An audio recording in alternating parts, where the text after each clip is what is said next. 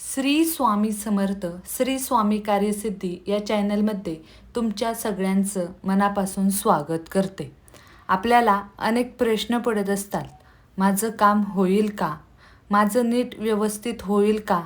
काहींना लग्नासाठी काही प्रश्न पडलेले असतात. एका ठिकाणी लग्न ठरत असतं तर त्याला होकार द्यावा की नकार द्यावा, किंवा मुलांच्या शिक्षणाबाबत प्रश्न असतात की मुलांना या शाळेत घालू की नको घालू, असे अनेक प्रश्न बऱ्याच लोकांना पडलेले असतात. याचं उत्तर त्यांना मिळत नाहीत. ते अनेक आपल्या नातेवाईकांना विचारत असतात, पण एकाचं उत्तर होकार म्हणून येतं तर एकाचं उत्तर करू नकोस असं येत असतं. यावेळेस काय करावं ते कळत नाही. जीवाची घालमेल सुरू असती. मनात अनेक प्रश्न उभे राहत असतात, पण त्यांचं उत्तर नेमकं काय आहे हे समजत नाहीत. तर अशा वेळी काय करायचं हे मी तुम्हाला आजच्या व्हिडिओमध्ये सांगणार आहे. त्यासाठी हा व्हिडिओ शेवटपर्यंत नक्की पहा. चॅनेलवर नवीन असताल तर चॅनेलला सबस्क्राईब नक्की करा. शेजारील जे बेल आयकॉन आहे त्याच्यावर प्रेस करा, जेणेकरून इथून पुढचे जे काही माझे नवीन व्हिडिओ येतील त्याचं नोटिफिकेशन नक्कीच तुमच्यापर्यंत पोहोचलं जाईल. बघा, आयुष्य म्हणलं की समस्या ह्या आल्याच. त्या कोणत्या ना कोणत्या तरी रूपामध्ये येत असतात.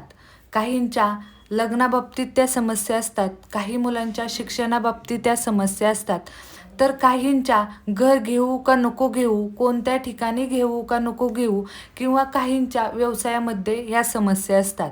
तर या समस्यांसाठी आपल्या मनाचं निवारण करण्यासाठी, आपल्या त्या समस्येचं निवारण करण्यासाठी आपल्या मनामध्ये खूप प्रश्न येत असतात की ही गोष्ट करू का नको. जर तुम्ही स्वामी भक्त असताल आणि जर तुमचा स्वामींवर विश्वास असेल, बघा, कोणताही उपाय करत असताना, कोणतीही सेवा करत असताना, किंवा आपल्या जर देवघरामध्ये श्री स्वामी समर्थ महाराजांची मूर्ती किंवा फोटो असेल तर आपला पहिला श्रद्धा आणि विश्वास असणं तितकंच गरजेचं असतं. जेव्हा आपला विश्वास असेल तेव्हाच आपल्याला त्याचं फळसुद्धा मिळतं आणि त्यांचा आशीर्वादसुद्धा मिळतो. बघा, जर तुमच्या देवघरामध्ये श्री स्वामी समर्थ महाराजांचा फोटो किंवा मूर्ती असेल आणि तुम्हाला प्रश्न पडत असतील की मी ही गोष्ट करू का नको करू, तर तुम्ही इतर लोकांना विचारू नका. कारण काही लोक तुम्हाला चांगला सल्ला देतील तर काही लोक तुम्हाला चुकीचा सल्ला देतील. तर आपल्याला काय करायचं आहे, आपल्याला स्वामी महाराजांना आपल्या प्रश्नाचं उत्तर विचारायचं आहे. आता हे विचारायचं कसं, तर बघा, तुम्हाला 2 चिठ्ठ्या करायच्या आहेत. त्या चिठ्ठ्या कोऱ्या कागद घ्या तुम्ही, किंवा लाईनचे कागद असतात ते घेतले तरी चालतील, पण शक्यतो कोरे कागद घ्या. एक समान त्याचे 2 भाग करा आणि या 2 भागांवर तुम्हाला लिहायचं आहे, वरती तुम्हाला लिहायचं आहे श्री स्वामी समर्थ. त्याच्यानंतर एका चिठ्ठीवर लिहायचं आहे होय, एका चिठ्ठीवर लिहायचं आहे नाही, आणि मधोमध तुम्हाला तुमच्या मनात जो काही प्रश्न आहे तो लिहायचा आहे. उदाहरणार्थ बघा, तुम्हाला जर घर घ्यायचं असेल, तुम्ही एखादी जागा बघितली असेल किंवा एखादा फ्लॅट बघितला असेल आणि तो तुम्हाला घ्यायचा असेल, पण घेऊ का नको हे तुम्हाला समजत नसेल, तर त्या चिठ्ठीवर, एका चिठ्ठीवर असं लिहायचं की मी हे घर घेऊ का नको, आणि दुसऱ्या चिठ्ठीवर तसंच लिहायचं मी हे घर घेऊ का नको. असे 2 तुम्हाला चिठ्ठ्या करायच्या आहेत.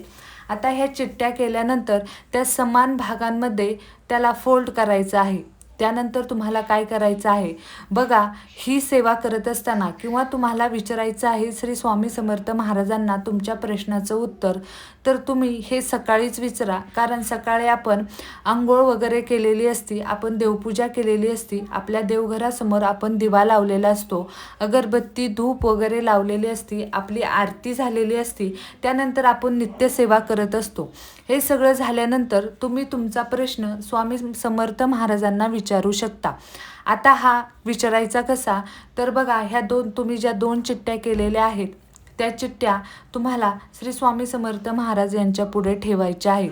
आता ठेवताना जेव्हा तुम्ही तुमच्या देवघरासमोर बसणार आहात तेव्हा बसायला आसन घ्या, स्वच्छ कपडे परिधान करा, काळा रंग घालू नका. कारण श्री स्वामी समर्थ महाराज हे दत्तांचे अवतार आहेत आणि दत्त महाराजांना काळा रंग आवडत नव्हता, त्यामुळे काळ्या रंगाचे कपडे परिधान करू नका. तुम्ही दुसरे कोणतेही कपडे घातले तरी चालतील.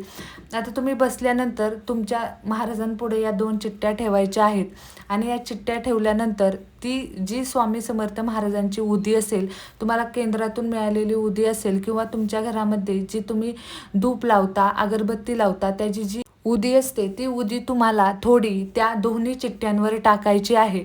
आणि त्याच्या अगोदर कोणती सेवा करायची आहे, तर त्याच्या अगोदर तुम्हाला 11 माळी श्री स्वामी समर्थ महाराज यांच्या करायच्या आहेत. बघा, हा मंत्र तुम्हाला 11 माळी जप करायचा आहे. जर शक्य नसेल तर 1 माळ केली तरी चालेल किंवा 15 मिनिटे शांत बसून, तुमच्याकडे माळ नसेल तर 15 मिनिटे शांत बसून तुम्हाला श्री स्वामी समर्थ, श्री स्वामी समर्थ, श्री स्वामी समर्थ असं बोलायचं आहे. पण तुम्ही 15 मिनिटे बोला किंवा 11 माळीच करा. तर हे केल्यानंतर तुम्हाला मग ती चिठ्ठ्या तिथं ठेवायच्या आहेत, त्या ठेवलेल्याच असतात.